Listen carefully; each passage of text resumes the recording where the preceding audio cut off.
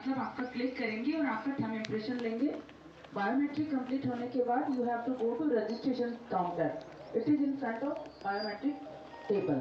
ठीक है, यहीं पर इधर से वहाँ पर है टीम जो आपको इंस्ट्रक्शन देगी।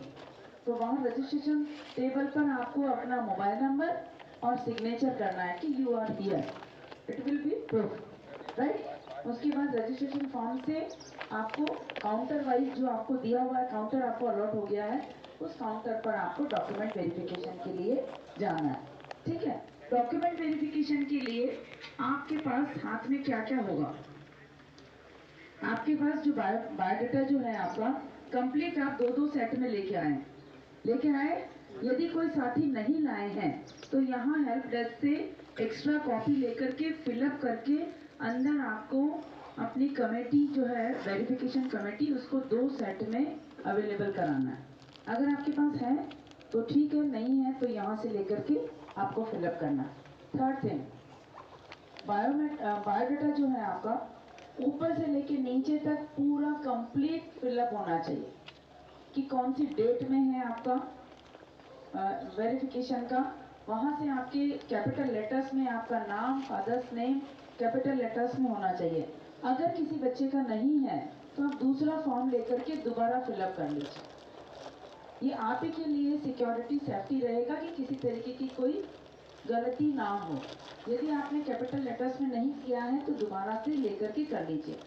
जो भी अंदर चेकलिस्ट लगी है, चेकलिस्ट जो लगी है कि फोटो है, आपका आई कार्ड है, आपका डेट ऑफ बर्थ है, आपकी क्वालिफिकेशन है, आपकी बीएड की डिग्री है ना, अदर डॉक्यूमेंट्स है, वही सीरियल में जो अंदर लिखा है चेकलिस्ट, वही सीरियल में आपको अपने बायोडाटा फॉर्म के साथ अटैच करना है। यदि नहीं किया है तो अभी उसको उसी सीरियल में अटैच कर लीजिए। ठीक है, इसके बाद अगर अंदर कहीं आपने ऊपर के बाद नीचे कहीं कैपिटल लेटर में नहीं लिखा है, पर इट शुड बी रीडेबल। ऐसा नहीं है कि आपने ऐसे रनिंग में कर दिया है। कोई भी एंट्री अगर ऐसी रनिंग में है जो कि रीडेबल नहीं है, समझ में नहीं आ रही है, तो वो आप प्लीज रीचेक इट अगेन और दोबारा से नया फॉर्म लेकर के आप कर सकते हैं। अंदर आपका वो है अंडरटेकिंग। अंडरटेकिंग को आप ध्यान से पढ़ लें।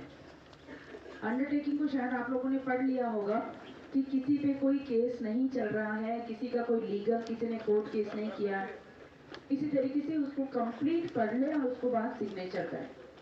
आपके जितने भी अटैचमेंट होंगे, फोटो कॉपी जो आप लगाएंगे, उन सब का ओरिजिनल आपके पास होना चाहिए।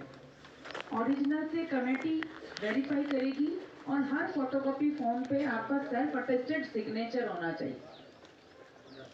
हर अटेस्टेड कॉपी पे सेल्फ अटेस्टेड सिग्नेचर होना चाहिए। मुझे लगता है ये सारी चीजें आपने की होगी, लेकिन फिर भी हम दोबारा से, क्योंकि आपकी नौकरी का सवाल है, आपकी जिंदगी का सवाल है, इसीलिए कहीं कोई अनजाने में गलती ना हो जाए, इसीलिए ये सारी चीजें आपको दोबारा रिव्यू कर रहे हैं। ठीक है, now let us start. Okay, first 6 को आप भेजिए।